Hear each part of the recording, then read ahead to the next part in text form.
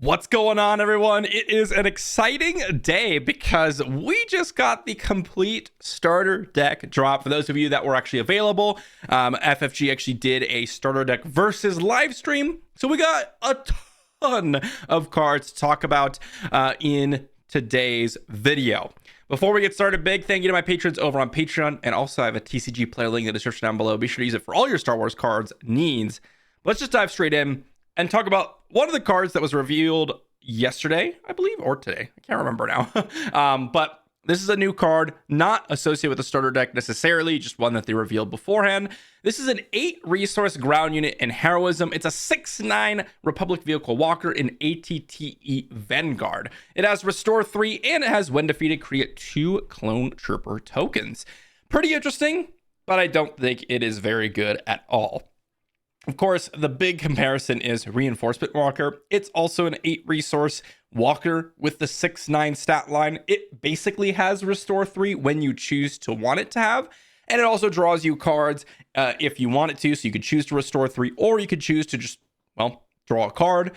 And it also does it when it comes into play. Whereas this has something in addition when it's defeated. It also doesn't have that option to draw you cards, right? I think the big difference between this, I think you're actually using the Restore 3 like 9 times out of 10 with Reinforcement Walker. There's very few times when I'm actually interested in drawing more cards. It does happen, maybe not 9 times out of 10, but like 7 to 8 times out of 10, I am looking to Restore 3 as it's a good way to kind of close out the game in terms of your opponent's options to win in these types of decks. However, the more important thing is that it does something when it immediately comes down. And that's the big difference between ATTE Vanguard and Reinforcement Walker. It gets a when played trigger. And although this is kind of interesting for when you defeat it, you get some value, and maybe that's relevant in some matchups, I think most often the when played trigger is going to be more relevant. The only thing that I could see for ATTE Vanguard here is that it's a Republic traded unit. And that could be relevant for Republic-based decks. So maybe there's some playable options there. But in terms of just straight up value, definitely not going to be played in any deck outside of that. But as I said, the complete starter deck list drops today, or dropped today. And you can see there's a lot of cards in here that we've talked about previously, you know, like Captain Rex, Synchronized Strike, and we have the Open Fire, some reprints in Open Fire, things like that. But a lot of brand new cards as well. If you are curious about these deck lists, I will go ahead and leave a link to this page down below so you can check out these starter deck lists if you wish to go ahead and pick them up yourselves or whatever you want to do. They're kind of interesting to look over. I think they're pretty balanced as far as I saw from the 2 games or from the game that I watched on the stream, but that kind of remains to be tested more, of course, with players a lot, if you're interested in that portion of it. But in terms of what we're talking about today, well, new cards, right? New cards. And I already skipped to Solo. We just moved back. Whoa, what are you talking about? I didn't go through them all. No, not at all. Okay. Well, there we are.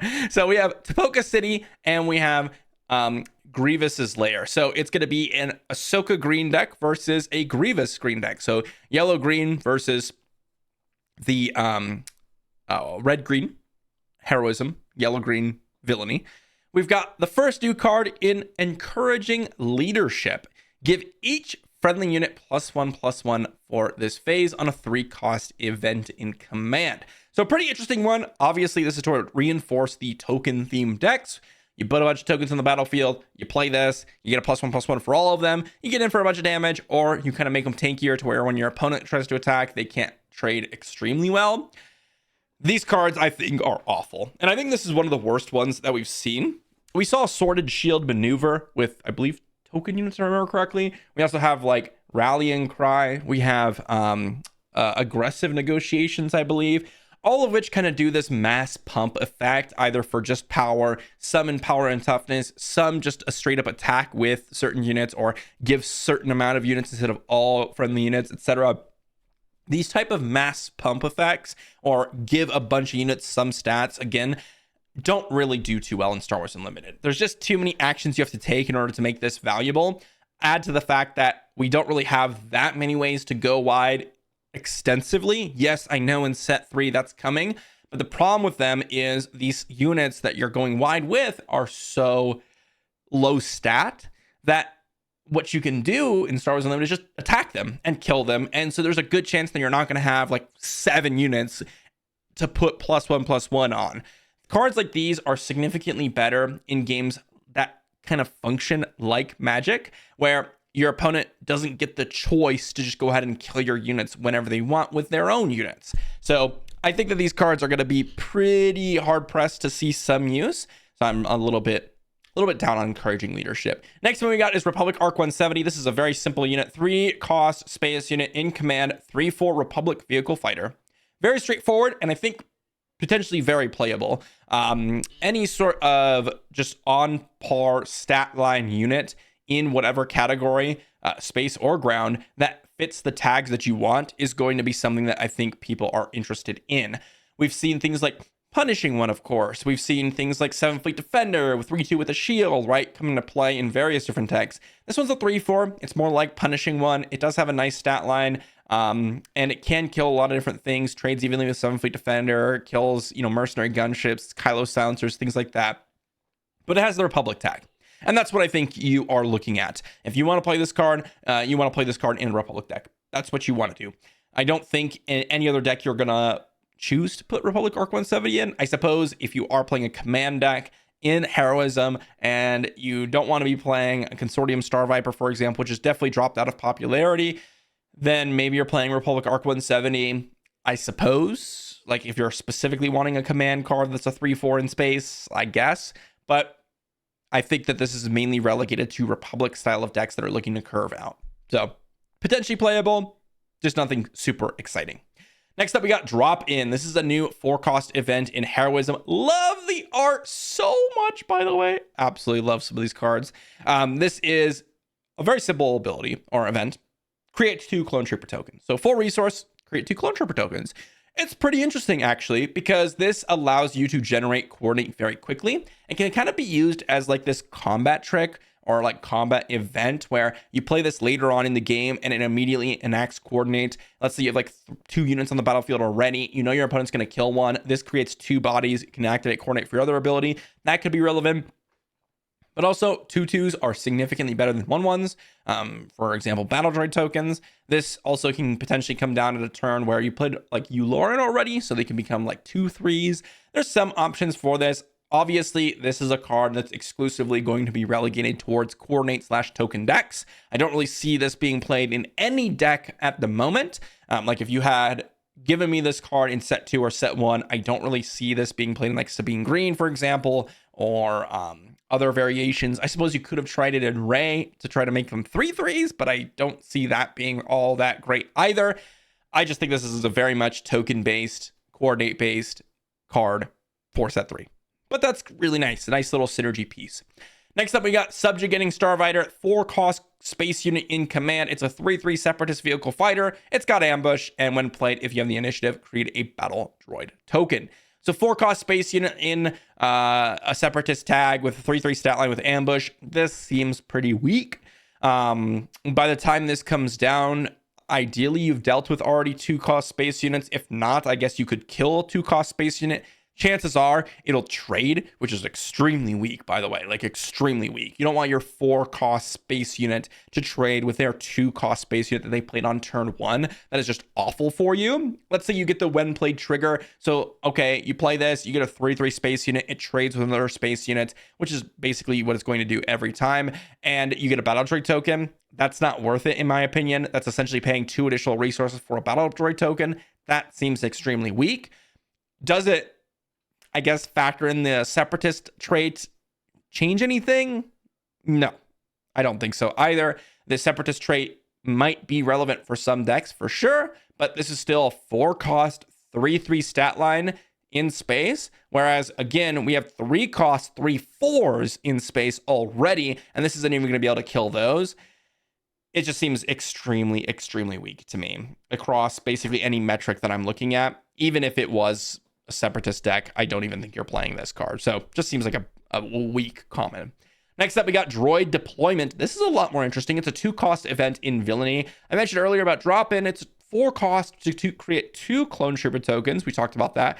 This is 2 costs to create 2 battle droid tokens. So essentially shaving off 2 cost because you're shaving off 2 power and toughness with 2 battle droid tokens. This to me seems pretty good if exploit and those styles of decks are actually pretty good. If you think about it, let's say you have the initiative, you play this on turn 1, you create 2 battle droid tokens. Suddenly you could play something that costs 7 resources on turn 2. Just think about that for a second. 7 resource play on turn 2. That is crazy good, right? You take the initiative, you play this, your opponent plays a unit, you play a 7 cost unit with exploiting out these 2 battle droid tokens, and that's probably really good. And I think that's going to be a really core piece to those exploit decks. Let's say you don't have the initiative and you go ahead and play this after your opponent's played a unit. They decide, okay, you're playing an exploit deck. I'm going to kill one of your battle droid tokens. Well, maybe if you're playing Newt Gunnery, you can create another battle droid token after it and go ahead and exploit something for 7 cost again. Or maybe you're playing something else and you can play a 5 resource play on turn 2. Like that could be pretty good. Or you just continue to build out your board with like battle droid escort, right? There's all sorts of things you can do, but this seems like a pretty good card and a core piece to the exploit deck. Again, the fact that you can play this on turn 1 and essentially represents 4 resources on turn 2 in addition to the 3 that you'll have readied up, that seems really good to me. Next up, we've got Dendup's Loyalist. It's a 2 cost ground unit in aggression. It's a 2/3 trooper fringe with overwhelm. This seems pretty garbage, to be honest. There's not much to say about this. 2/3 stat line is just pretty bad. It doesn't really have anything crazy going for it. It has the trooper tag, but again, we have a lot of troopers in the game right now. I don't think that's going to push it over the edge. Overwhelm, when it has such low power, you're going to have to buff it up in order for that to be relevant. This just seems like a standard, mediocre to playable common in your draft deck. That's about it. And it's not even exciting there. It's not even like, oh yeah, I'm going to take this and I'm going to be slamming it in my deck. It's like, I'm going to take this and I guess it fills the 2-drop slot. So not really much to talk about Dendup's Loyalist, but let's move on to the next one. In Droid Starfighter, this is a 1 cost 1/2 space unit in Villainy. It's a Separatist droid vehicle fighter. It has Saboteur. Pretty straightforward, pretty nothing going on here. Realistically, 1 cost space unit 1/2 is significantly weaker than a 2/1, I will say. Especially since we have, like, again, mercenary gunships, TIE silencers running around. These things can trade, but with this one, it cannot. Will it matter in Separatist decks? Probably not. I don't think you're going to be playing like a curve out aggro Separatist deck and be playing Droid Starfighter. The only thing that I could see this being potentially decent is if you are playing some sort of exploit deck and you have a couple different 1 resource plays and you just want to sacrifice this, essentially use this as a 1 resource, create 2 resources type of effect later on in the game. That could potentially be pretty interesting to me. Or if there's some sort of extra droid synergies that we haven't necessarily seen yet, maybe. But a 1 cost 1/2 just seems super, super weak that I don't really think is going to do a whole lot. Next up, we've got Super Battle Droid. Pretty straightforward card. 3 cost ground unit in Villainy. It's a 4/3 Separatist droid trooper. Straightforward. Nothing special about this one. 4/3s are completely playable and 3 resources. It's definitely a solid stat line that can trade with your 3/4s and even the 4/4s out there. I think that this will potentially be an option for anyone that's playing like a Separatist / droid deck. It has the trooper tag, which is really relevant as well. There's a lot of trooper-based synergy cards, but the fact that it has the droid and Separatist tag, I think, makes it a very, very strong option for those Separatist / droid decks. So something like Grievous, for example, I think is going to be looking at Super Battle Droid and be like, yeah, that seems like the 3-drop that I want. There's nothing really special about this 4/3 stat line, nothing crazy. It is a solid stat line, as I said earlier. It trades with the 3/4s like Fighters for Freedom. It trades with Ahsoka Tano, those types of things, but it's just not going to be a card that you're like, oh, I'm playing Command Villainy, I'm playing Super Battle Droid. Chances are you're not going to see this deck anywhere outside of Separatist / droid based decks. Next up, we got ETA-2 Light Interceptor. It's a 5 cost space unit in Heroism. It's a 3/4 Republic vehicle fighter, and it has Restore 2. So pretty straightforward. It's a 5 cost 3/4 space unit. However, that is extremely weak. Extremely weak. Again, we have 3/4 space units for 3 resources. This does have Restore 2, but even if you wanted a 5 space unit with a 3/4 stat line, With Restore 2, guess what? We got Razor Crest, which is a 1 resource cheaper space unit, and Razor Crest isn't even that crazy good. So the fact this is a 5 resource space unit with 3/4 stat line with Restore 2 means that it's probably unplayable and it's not going to be played anywhere. It has the Republic tag, which might be relevant. I don't think so. I think this is just way too poor stat line for its resource cost. Next up, we got a new ground unit in B1 security team. I'm actually pretty excited about this one. We got a 2-cost cunning card, 3/1 stat line with Separatist, Droid, and Trooper as its tags. And it's pretty straightforward. It's a Sentinel. It's just a straight up Sentinel. Now, this card gets a lot weaker if the token meta is prevalent and people are just going super wide. They trade this with one of their weaker units. You don't really care about it. Oh, well, they soaked up some damage. You killed their unit. Great. If the meta is still as it is with set 2 and set 1, I think this is a really strong card. A 3/1 Sentinel on turn 1 can actually do some major work.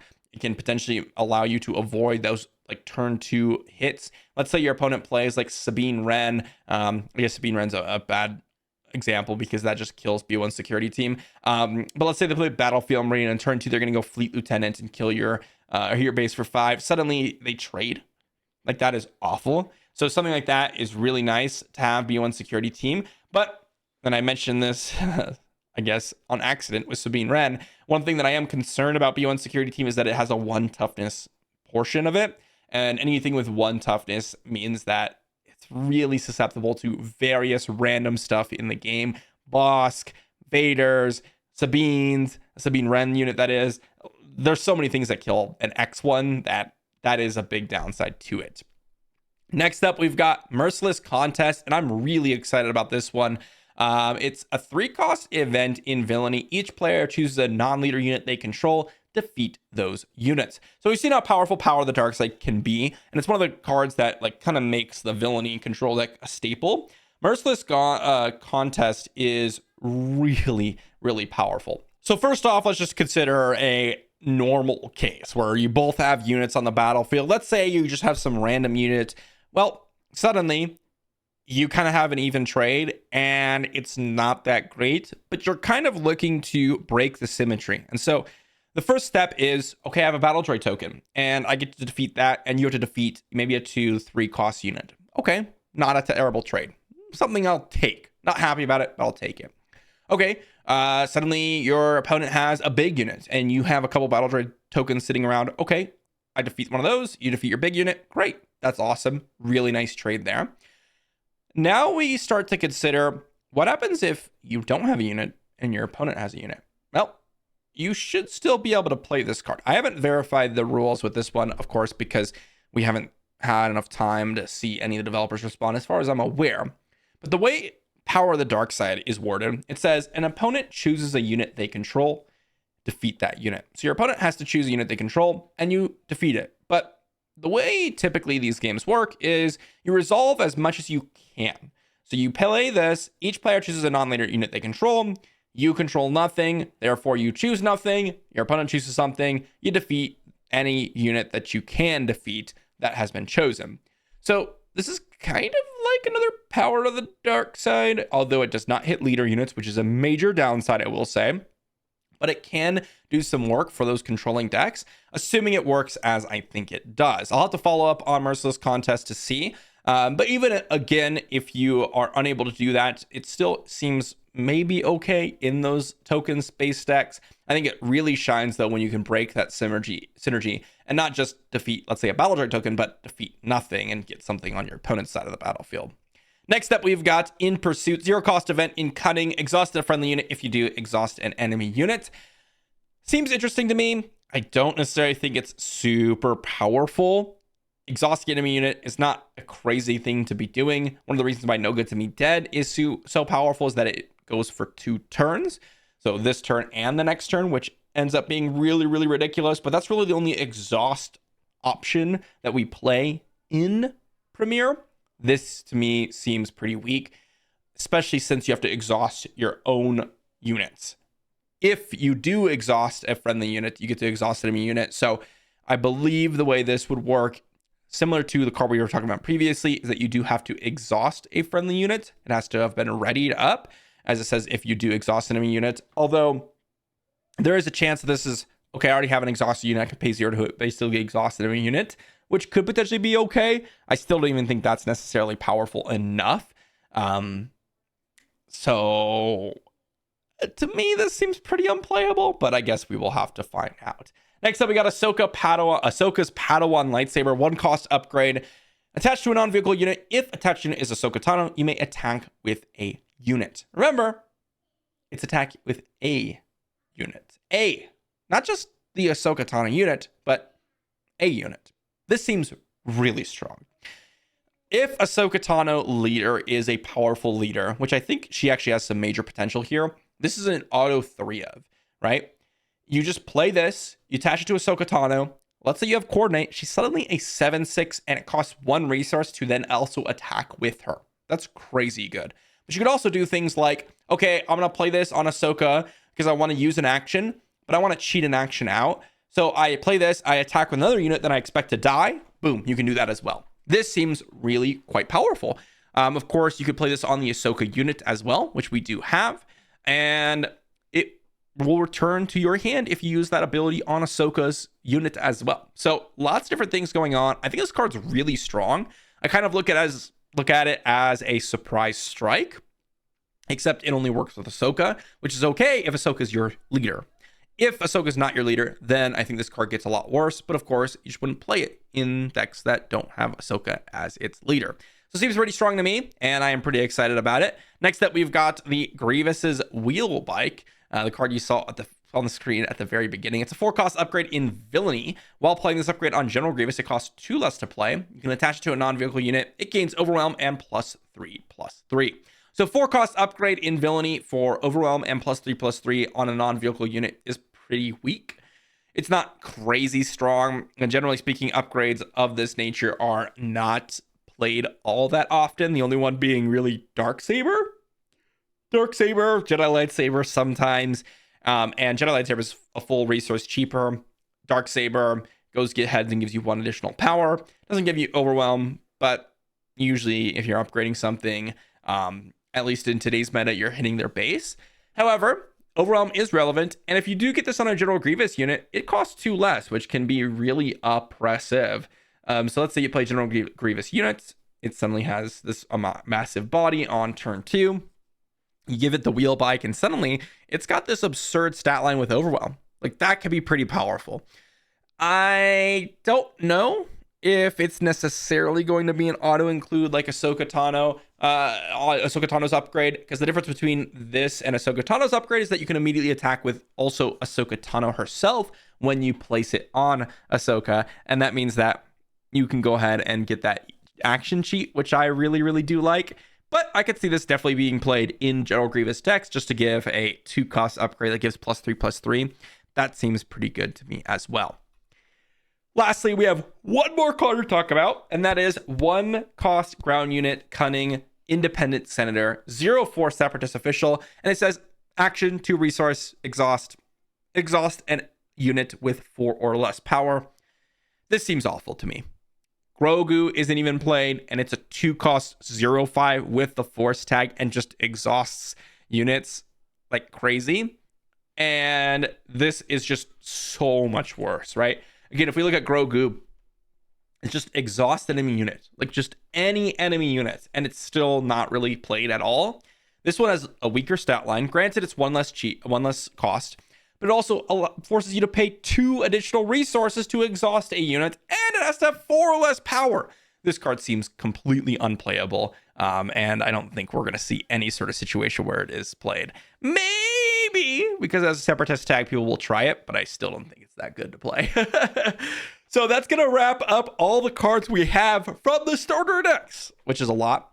And I am most excited about Ahsoka's lightsaber, to be honest. This is the most exciting card to me. This seems like a really solid card that I'll be playing in my Ahsoka decks. I think in Pursuit, Merciless Contest could be potentially amazing if it works the way I think it is. B1 Security Team, I could see some options for it. ETA 2, Light Interceptor, completely unplayable. Super Battle Droid, kind of a staple for Separatist droid decks. Droid Starfighter, kind of mediocre. Droid Loyalist, kind of mediocre. Droid Deployment, absolutely amazing for exploit decks. I think it can be an absolute staple. Subjugating Starfighter, unplayable. Drop in, Seems interesting for Clone Trooper token decks. Republic Arc may be good for the Republic Curve Out type decks. Encouraging Leadership, completely unplayable as well. And then, of course, some of the bases that we saw seems interesting to me. But that's going to wrap it up, guys. Let me know what you think about the cards in the comment section down below. Thanks for watching, and I'll see you all for the next one.